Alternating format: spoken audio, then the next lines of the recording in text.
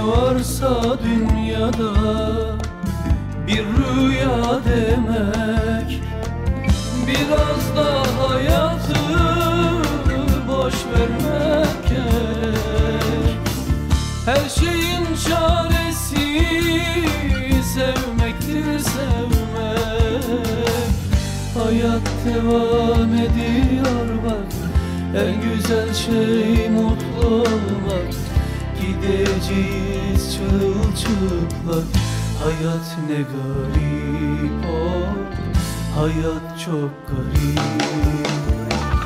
Yalan olur bir gün yalan, yaşadığım aşkın sevdam. Yaradandır baki kalan, hayat ne garip, of hayat çok garip. Yalan olur bir gün yalan, yaşadığın aşkın sevdan. Yaradandır baki kalan, hayat ne garip, hayat çok garip.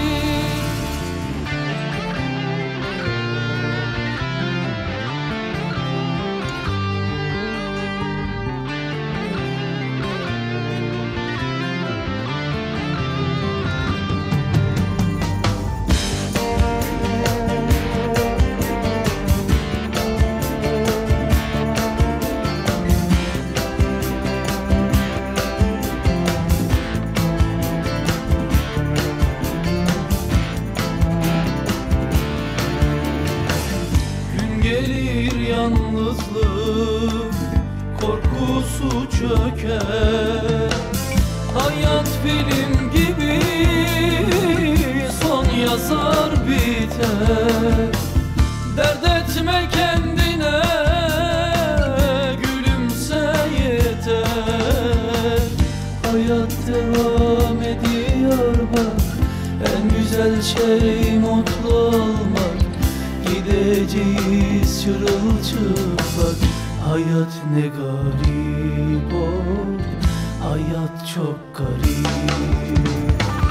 Yalan olur bir gün yalan, yaşadığım aşkın sevdan. Yaradandır baki kalan, hayat ne garip, of hayat